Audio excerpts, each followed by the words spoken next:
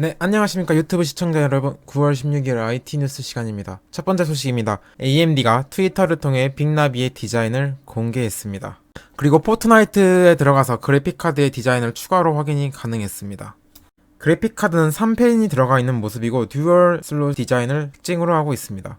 그리고 8 플러스 8핀 전원 커넥터가 들어가 있는 모습입니다.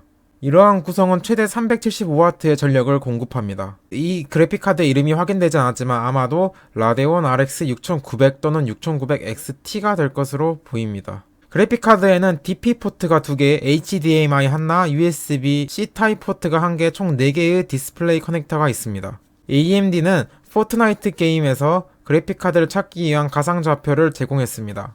AMD 측이 빅나비에 대한 정보를 하나하나씩 공개하는 것으로 봐서는 정말 얼마 후면은 발표가 이루어질 것 같습니다. 며칠 전에 빅나비의 성능이 기대 이상일 것이라는 루머가 하나 떴었는데 제가 이 루머를 킵만 해두고 영상에 안 올렸었습니다. 그 이유가 설계도가 데스크탑용 설계도가 아니라 콘솔용 설계도라는 의견이 제시됐기 때문입니다. 이 루머는 해외한 유튜브에서 나온 내용인데 간단히 요약해보자면은 공정이 아닌 아키텍처만으로 전성비 60% 이상의 향상을 가져오고, 그리고 6900은 512비트의 버스가 아니라는 점, 부족한 대역폭을 128MB의 캐시로 커버한다는 점, CPU 동작 클럭은 콘솔 수준 최대 2.2GHz로 작동한다는 루머였습니다. 이 루머를 종합해보면은 6700으로 나올 모델은 3070과 성능이 비슷하고, 6800 모델은 약 3080과 성능이 비슷하고, 6900 모델은 3080과 3090의 사이가 될 수 있다는 루머였습니다. 근데 이게 이전에 나왔던 기사의 흐름, 빅나비가 RTX 30 시리즈랑 게임이 안 될 것이다, 상대가 안 될 것이라는 루머 흐름과 완전 정반대되는 내용이어서 이게 한 3살 전에 나왔던 건데 제가 안 가져왔던 내용인데, 오늘 포트나이트에서 공개된 그래픽카드 디자인을 보면은 굉장히 주의 깊게 볼만한 부분이 몇 개 있었습니다. 일단 굉장히 거대한 칩이 사용된 모습이고, 역대 HBM 탑재 모델에서만 사용되던 나사홀 등을 볼 수 있었습니다. 이것들을 기반으로 지금 여러 가지 해석이 나오는 상황이어서 많은 분들의 예상과는 다른 상당한 성능의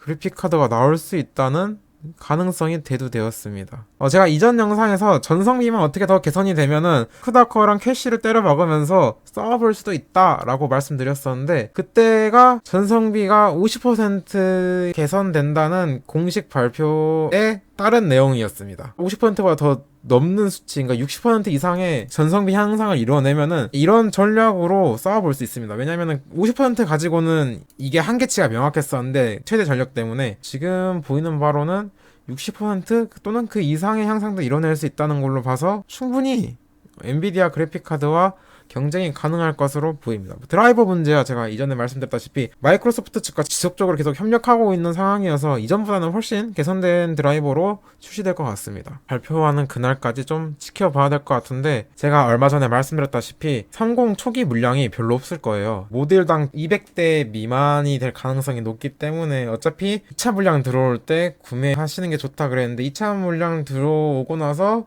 좀 있으면은 AMD의 빅나비 발표가 진행될 것입니다. 그때까지 조금만 보고 사는 게 좋을 것 같네요. 그리고 두 번째 소식입니다. 플레이스테이션 5의 쇼케이스가 9월 17일 날 진행될 예정입니다. PS5의 쇼케이스는 9월 17일 목요일 한국 시간 오전 5시에 유튜브, 트위치를 통해 공개될 예정이며, 디지털 쇼케이스는 약 40분 정도 진행될 예정입니다. 그리고 월드와이드 스튜디오와 파트너사의 최신 타이틀에 대한 업데이트 내용도 소개될 예정입니다. 근데 한 가지 PS5에 대한 문제가 대두됐습니다. 바로 한 외신에 따르면은 PS5의 수율 문제가 대두되었습니다. PS5의 수율 문제에 대한 이유가 이렇게 보는 게 제일 타당한 것 같아요. 액박의 성능을 의식해서 급박하게 클럭을 끌어올리는 바람에 발생한 문제로 보여집니다. 2.0GHz에서 2.2GHz로 클럭을 끌어올리는 모습인데, GPU 단독 오버로도 2.2GHz를 끌어올리기 어려운데 APU, 즉 CPU와 GPU가 결합된 모델에서 2.2 오버를 했으니 수율이 안 나오는 게 어떻게 보면 당연하다 보는 게 맞는 것 같습니다. 기사의 내용에 따르면 수율이 50%도 안 되는 모양입니다. 이게 소니 문제로만 보는 게 맞냐 이렇게 반문하실 수도 있는데, 제 생각은 소니 문제가 맞는 것 같습니다. 일단 TSMC의 문제일 확률이 낮습니다. 왜냐? 이미 7나노 공정의 기술이 충분히 안정적인 게 TSMC입니다. 몇 년 전부터 7나노 공정에 대한 생산을 지속해왔고, 공정에서는 이미 크게 문제가 없는 모습을 보여주고 왔습니다. 그러면 또 AMD의 문제일 수도 있지 않느냐?